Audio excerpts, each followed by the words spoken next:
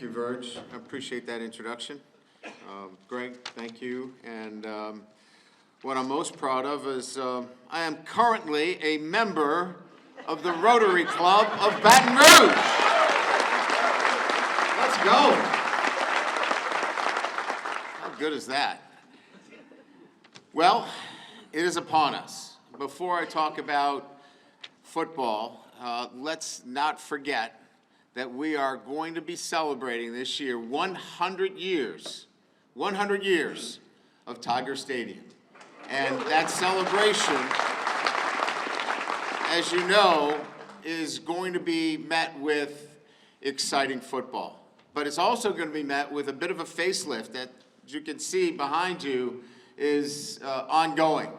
One where we want Tiger Stadium to not only be an incredible home field, but we want to be able to show it off to the entire country. And so we needed a little bit of lipstick. We needed a little bit of a facelift. We needed to add some bells and whistles.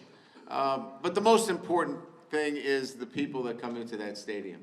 An incredible home venue that has stood the test of time. As a matter of fact, I think by many publications have awarded it as the best home field in all of college football. It's because of the fans out here today, so thank you.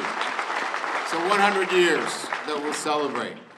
But we're also going to put a football team in there that reports today.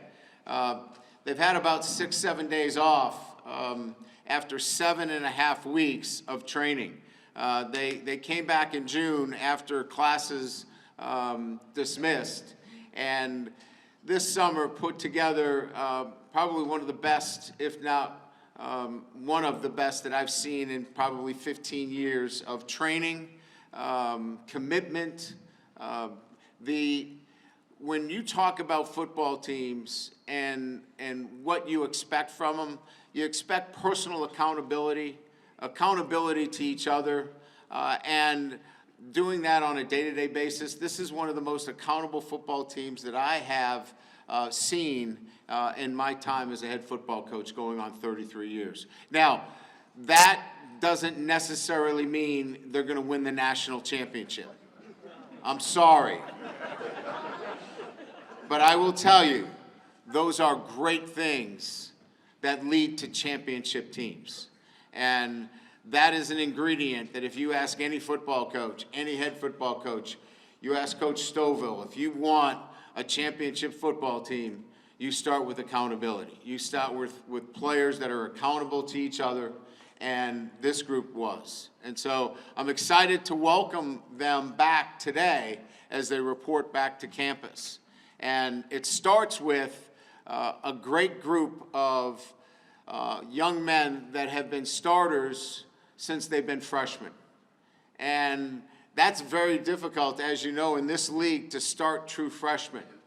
But guys like Will Campbell and Emory Jones that started as true freshmen lead an offensive line on this campus at LSU that is poised to be, in my estimation, one of the best, if not the best, in the country. And when you're talking about football, and you're talking about putting together a great offensive football team, you always start with offensive line. And to have both of those guys back for a third year and knowing that they started as true freshmen, and then two other starters, and knowing that that offensive line is going to set the tone for us, that's a great place to start.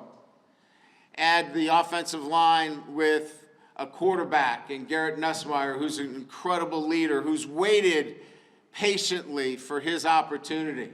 And listen, I use the word patiently. What a tough word to use today in our life. Patience. And he waited behind Jaden Daniels, for his opportunity because he loved LSU and he wanted to be the starter here. And who wouldn't want to be rooting for Garrett Nussmeier this year? I can't wait to watch him play. And so with a great offensive line and a Garrett Nussmeier who's waited for his opportunity, and I think you got a glimpse of what he's capable of in the bowl game against Wisconsin, and surround him with depth and talent at wide receiver and at running back and at tight end, it's going to be an exciting offense to watch. And as we move to the defense, which everybody probably has questions about, even our law enforcement, do you have anybody to lock them down, they're thinking. All right, that was a bad joke. I am really excited about not only, Blake Baker and the staff that we brought in on defense. I'm excited about the players that we have developed and now have an opportunity to really show themselves this year. And, everybody likes to start with, Harold Perkins, and I think Harold is a great place to start, but he's a guy now that has really, matured to the level physically where we're going to see the true greatness in a player that can play inside and can play outside. He's over 225 pounds. He's physically fit and able to play the position the way he can play it at this level and dominate. And it's going to be fun to watch him play. From a defensive line that at many times last year, people talked about the inability for them to hold up. You're going to see, I think, the kind of depth and a number of players that got a chance to play a little bit last year that this year will really come into their own from a defensive perspective. And I'm excited to watch them play for us and continue to show. So that, to me, is the excitement of being a head coach when you get players that didn't get that opportunity maybe last year, that now it's their time. And I've watched them kind of wait for this chance. And it'll be some veteran players mixed with some young players and some freshmen even that will get a chance to play quite a bit. And then on the back end of our defense, as you know, we played a lot of young players. We'll get a chance to see them and how they've developed, along with some veteran players as well. So from a defensive perspective, I can tell you, watching them develop and watching them grow, this will be a much balanced, much more disciplined and focused group on the defensive side of the football. So offensively, defensively, special teams, all together, this will be a better football team on balance. And in this league, you better be. It's an incredibly deep league in the SEC, and a schedule, as you know, that we start off in Las Vegas. Anybody going to Las Vegas? We got 2 people. Good. All right. We should really scare USC then. Maybe we can get the band to come. All right. That's 8. It's going to be a great atmosphere. Opening up in Las Vegas against USC, and then finishing here in Tiger Stadium against Oklahoma. And then obviously all of the other SEC rivalries that we've had on our schedule will just make for an incredibly, just the kind of college football that we all have been looking for. The new events, obviously, 12-team playoff, and the excitement that brings to all of us. Last year we were 9-3 in the regular season. We would have been just on the outside looking in. So I think if you look at it in the perspective of where you need to be one of those 12 teams, 9-3 was probably not good enough to get in. You're probably going to need to be a little bit better than that. And maybe don't give up 50-something points to one of your teams that you play, and you're in the playoffs. And we don't plan on doing that again. So it's going to be an exciting year with the new playoff format. Obviously, the SEC is still the prize and winning the SEC championship. But again, the excitement around our building is palatable. We have a new wellness center that is opening for us, and believe me, the ability to have that as part of the overall high performance for our team, where we have our Performance Nutrition Center, our Strength and Conditioning, our new Wellness Center. You got to understand now, college football could be as long as 17 games. And when it gets to 17 games, you need all of those pieces in place and be able to have those things in place. And we're very, very lucky and fortunate to have those things here at LSU. So, opening day, the guys get in here. We'll have our first team meeting in 3 hours. And we practice tomorrow. Our first practice is in helmets and spider pads. We'll do that for 3 days. We'll give them a recovery day. 3 more days in a recovery day. The old days of the Junction Boys and 3 practices a day are over. It is much more about acclimatization, getting the team ready, and quite frankly, 46% of all injuries happen within the first 6 days of camp. So you've got to be very careful, very cognizant of that.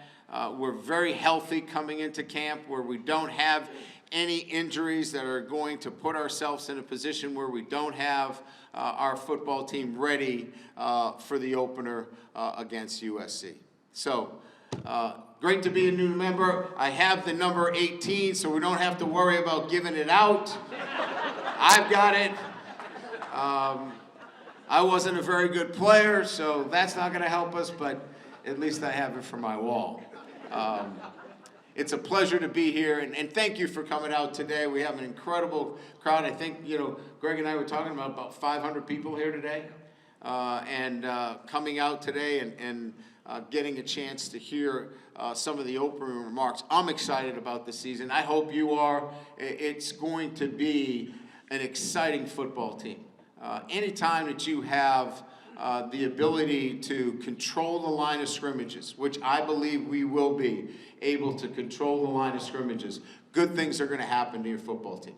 When you have a group of leaders that care the way our guys do, that are accountable and have the traits necessary, good things are going to happen. I'm not here to predict, because I'm not into outcomes. I'm into a process, and our process is really good. I like our football team, and I'll put our football team up against anybody. So go Tigers. Enjoy the rest of the day, and can't wait to see you back out here in Tiger Stadium. Thank you very much. I guess we got a couple more minutes because the Tiger band cut short today. I don't know what happened. You guys usually do 6 or 7 more songs. We got time for a couple of questions if you want to do that. Any questions? None? Where? Yes, sir. Last year you were at 85% roster. What's your roster percentage this year? What's your thoughts on that? Last year we were 85 what? Percent full. Your roster was 80% full, 85% full, right? Yeah, we're like, we have everybody, we have 85 scholarships.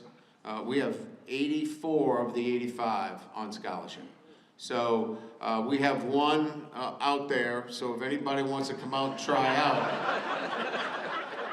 we're looking for somebody a little taller. Not younger. You look good.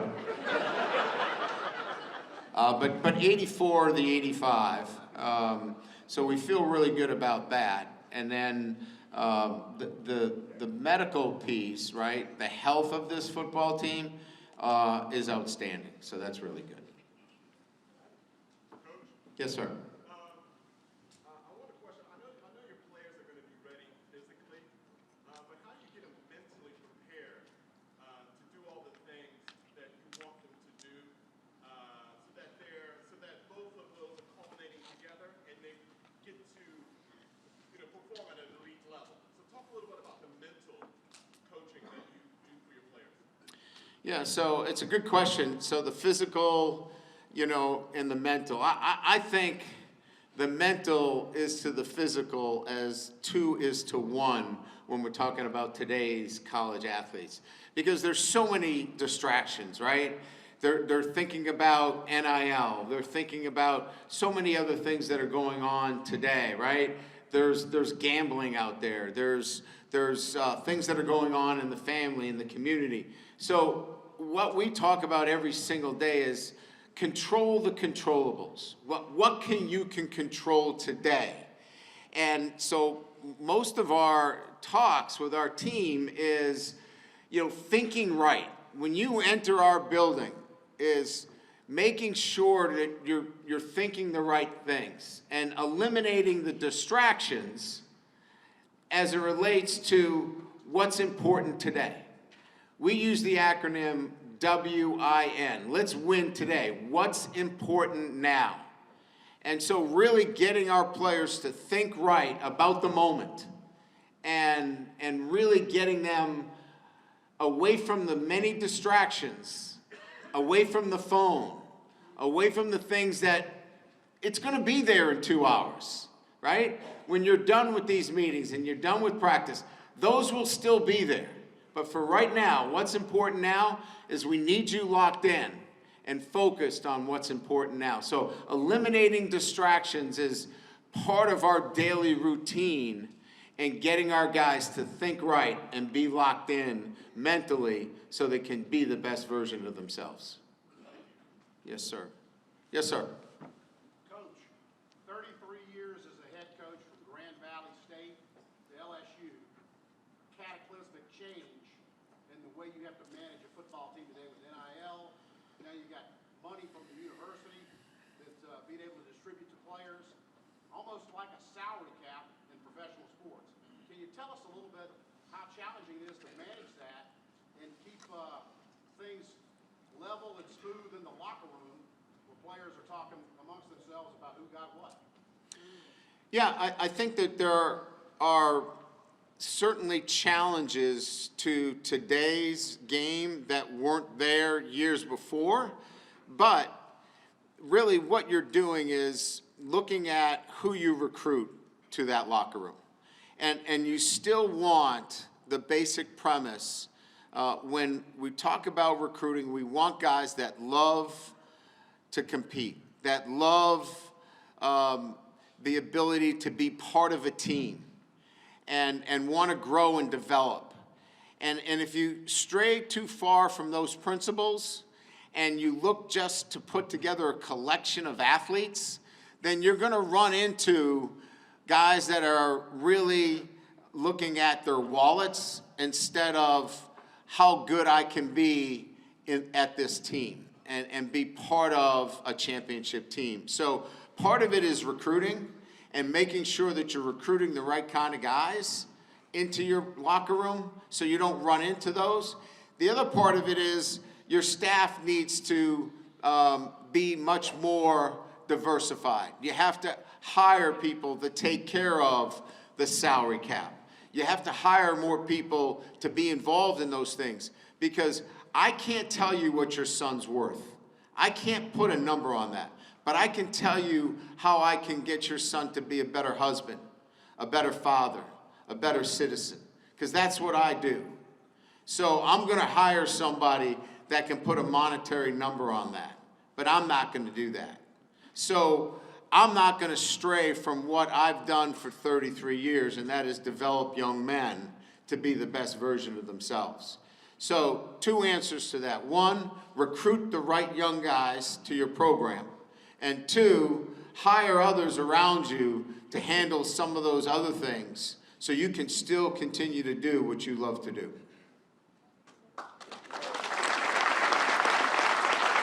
Last question, and then we have to go. Yes, sir. So you mentioned words like accountability and patience and waiting patiently. And obviously when you got here, you had to change the culture in the locker room and whatnot. Can you talk to us a little bit about culture building for a team? So culture building is really couched in what I would call, what standards do you have that you find to be acceptable? What are the acceptable standards that you live by on a day-to-day basis. And our standards are, listen, everyone has standards in their own home, right? What are the acceptable standards to live by? That's culture.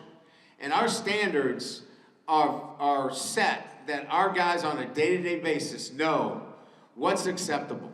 You better be going to class. You better be on time to all of your meetings. You better be doing the little things right every single day.